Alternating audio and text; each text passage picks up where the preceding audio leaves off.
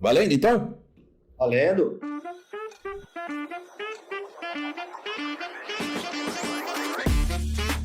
Olá pessoal, vamos começar mais um episódio dos nossos Papos Improváveis.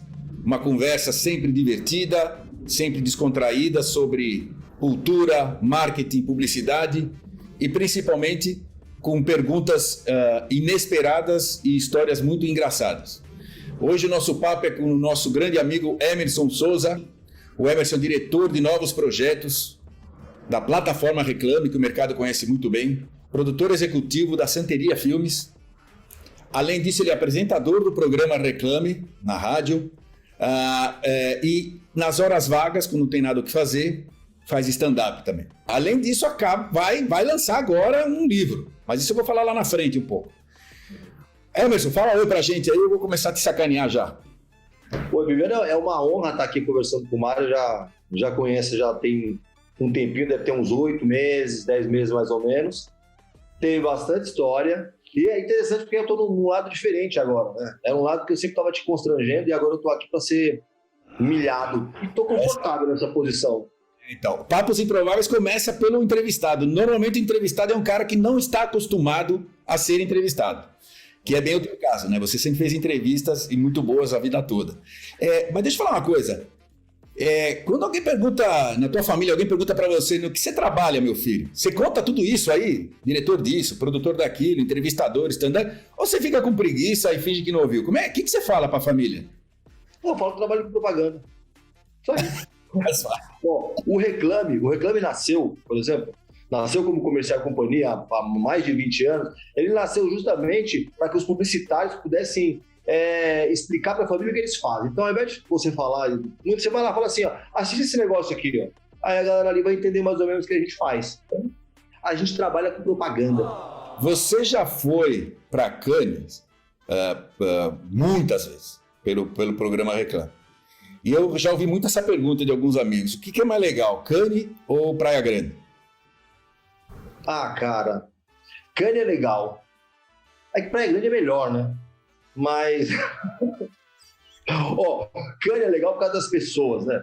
É muito legal encontrar um monte de gente lá pedindo que é bacana, chique, tomando rosé e pagando tudo no cartão dividido. Eu acho lindo.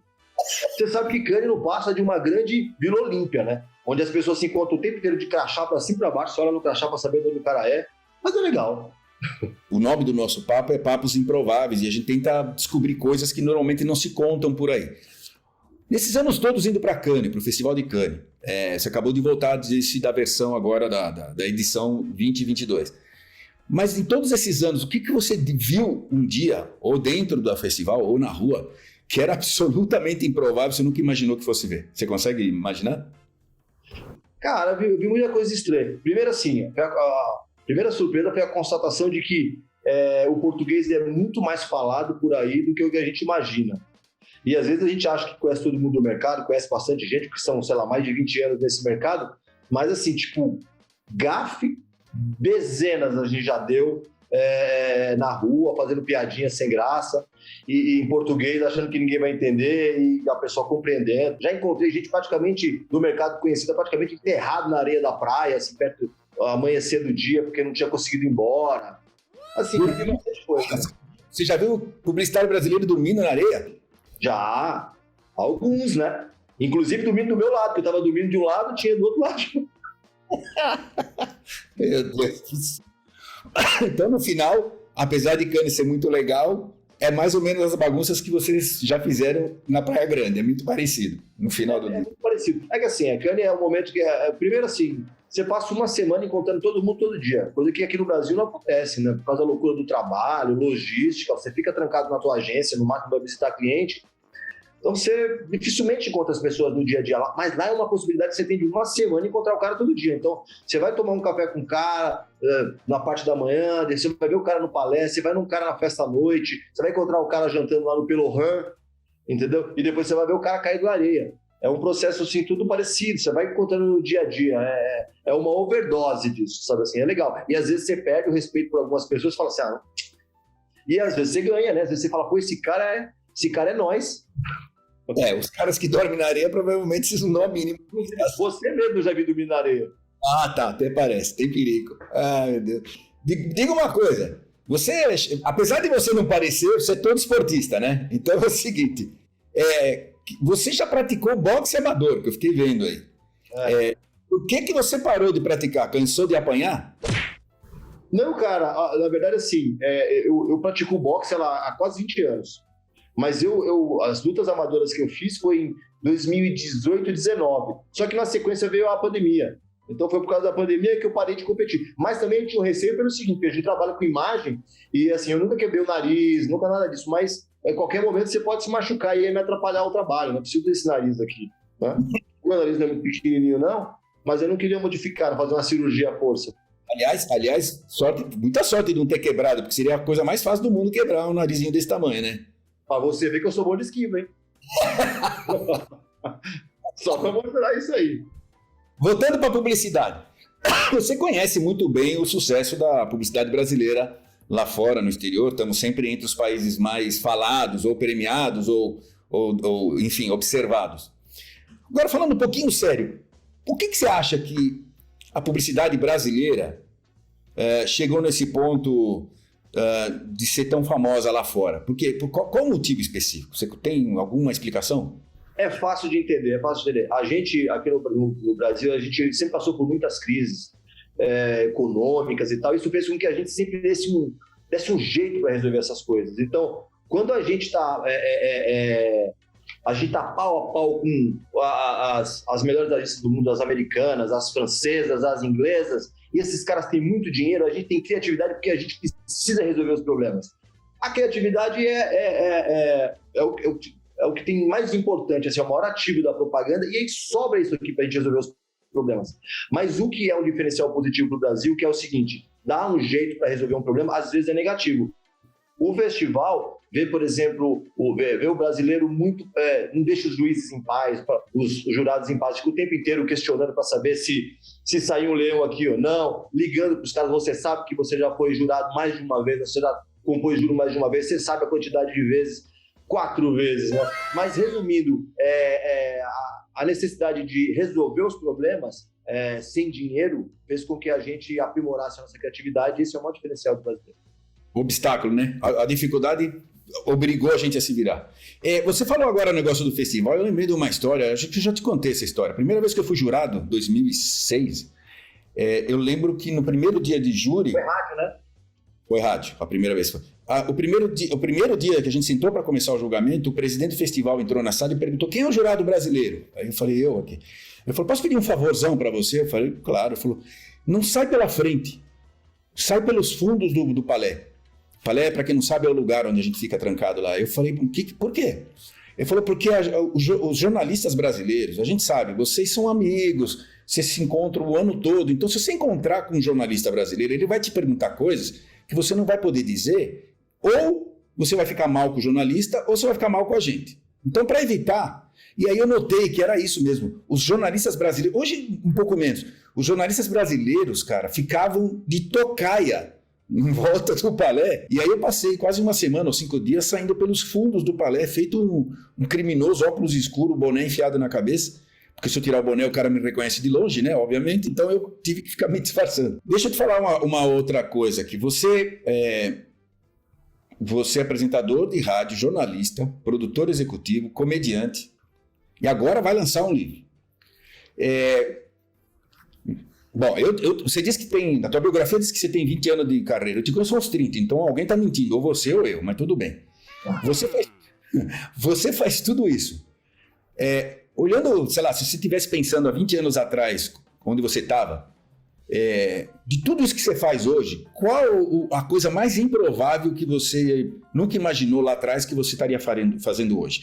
Você, puta, eu nunca imaginei que hoje eu estaria exercendo tal atividade. Qual é a mais te espanta? Cara, assim, eu acho que é a parte executiva, sabe? E por exemplo, no Reclame eu faço novos negócios, novos formatos, mas você acaba fazendo fazendo negócio, você acaba vendendo.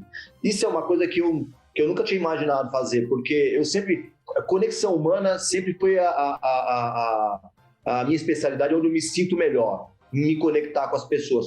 Só que era muito complicado para vender, porque eu ficava pensando assim, cara, eu conheço o Mário, gosto muito do Mário, mas aí depois eu vou ter que vender um negócio para ele e eu fico com receio de ele achar que a nossa amizade era só por causa de venda. Então isso é um negócio que me deixou uns 3 anos meio cabreiros, assim. Até depois eu entender que todo mundo está vendendo alguma coisa para todo mundo, mas nem todo mundo é leal, nem todo mundo é legal. Outra coisa. Mas que a venda faz parte do jogo, ninguém vai se incomodar com isso. Não, lógico, com certeza. Agora me fala sobre o livro, cara. O livro que você vai lançar agora em agosto, né? Eu sempre escrevi crônicas e contos desde moleque, assim. E sempre escrevi, eu sempre gostei de escrever por temas, que acho alguma coisa da época mesmo, que eu sou jornalista, mas depois eu fiz propaganda também. Um dos temas que eu gosto, obviamente, que eu estava falando agora, é relacionamento, e eu escrevi durante a pandemia várias crônicas de relacionamento. Tinha algumas que eu tinha escrito antes, mas eu escrevi várias, e conversando com alguns amigos, a gente falou, vou fazer um livro. Eu tenho um amigo, o Hugo Pito, que tem uma agência Ray-Gun, lá em Lisboa, que ele está falando para mim há uns 9, 10 anos, vamos fazer um livro. Aí quando começou a pandemia, eu falei, vamos fazer esse negócio. Então eu separei, sei lá, umas 50 crônicas, daí convidei uma amiga competentíssima, que é a Mônica Salgado, ex-editora da Vogue, da Glamour, e a Marcela Tavares, humorista. Separei esses textos e mandei para elas, porque eles falam de relacionamento, mas sob uma ótica masculina, com humor, mas uma ótica masculina. E como nós todos estamos em transformação e não queremos prever os erros que são possíveis, eu enviei os textos para elas fizeram uma triagem, e aí eu separei 15 crônicas que compõem esse livro Coach de Palpites. Aí eu escrevi as crônicas aqui no Brasil, o Hugo, lá de Portugal, montou o layout do livro, e o Bruno Regalo, competentíssimo diretor de arte, fez todas as ilustrações dos textos, que estão lindas. E aí eu fechei com uma editora portuguesa, que é a Chiado Books, mas foi um trabalho composto a 3 mãos na pandemia, com um em cada Puta time que você montou, hein, Emerson? Primeiríssimo. Repete o nome do livro. Coach de Palpites, vai que dá certo. Na verdade, o livro fala de relacionamento, mas com um quê de humor, não tem a pretensão de dar uma lição de moral em ninguém, mas como tá super na moda esse negócio de coach arrotando regras aí, eu falei, deixa eu pegar esse nome aqui, vambora. Pessoal que não conhece, por favor, entre no Instagram do Emerson. Tem Face também, né? Você tem Face também, né? Tem Emerson Souza nos dois. Então, entrem lá, porque é muito divertido. Alegra o nosso dia. Eu fico sacaneando com o Emerson o tempo todo, porque quando eu leio, eu fico retrucando, só para ele falar mais bobagem ainda. Eu fico só cutucando a fera, porque eles, além de escrever bem, é engraçadíssimo. Muito bom. Eu acho o humor fundamental. É muito legal. E principalmente você também tem uma coisa de autoironia, né? As ilustrações, para quem está assistindo aqui agora, as ilustrações que estão no nosso fundo aqui, feitas pelo Felipe Coveiro, que é o diretor de arte do programa, que trabalha comigo aqui já há um baita tempo, você conhece bem. Obviamente, sempre os fundos são pensados para homenagear, entre aspas, o entrevistador e o entrevistado, porque esta coisa da autoironia é muito legal e acho que é um grande sinal de inteligência. Eu sempre ouvi essa frase e sempre achei verdade. E aí o Emerson faz isso muito bem. Emerson, para terminar, quero te fazer um teste. É o seguinte, a gente sempre faz uma brincadeira no final, que é um teste improvável também. Então, faz de conta que você chegou no céu, o que já é meio improvável, vamos combinar, mas tudo bem. Faz de conta que você chegou no céu e encontra 3 portas, tá? Você vai ter que escolher uma porta para entrar. A primeira diz assim, céu só para publicitário que ganhou Cannes. A outra porta está assim, céu só para jogador argentino. E a terceira porta, céu só para advogado. Qual o céu que você escolhe para entrar, bicho? Rapaz, complicado isso aí, hein? Por quê? Complicado. Céu só para publicitário que ganhou Cannes, não cabe mais ninguém. Se você botar um lá, já não cabe mais ninguém. O ego? O ego já pegou tudo. O ego já encheu tudo. Para jogador argentino, cara, não sei, se tivesse mais um outro brasileiro para eu dar risada dele, ia ser legal, mas eu sozinho. É verdade, senão não tem graça. Para advogado, acho que deve ser mais engraçado. Os caras devem ter mais história legal para contar, hein? Provavelmente tem razão, tá bom. Mas é um páreo, não sei quem é mais chato. Eu acho que eu iria ali, viu? No advogado, por via das dúvidas, só para se garantir. Meu querido Emerson, mais uma vez um grande prazer ter você aqui, bater esse papo. Nós vamos editar bonitinho, te mandar para você olhar também, para ver se você ficou bonitinho na tela. Não tem milagre, mas tudo bem, a gente tenta, né? É o que temos, é o que temos. E, bicho, parabéns pelo livro, parabéns pela carreira. E vamos tomar um café e uma cerveja já já, se Deus quiser. Vamos na semana que vem e você paga. Um abraço, querido. Tchau, queridão. Tchau, um abraço.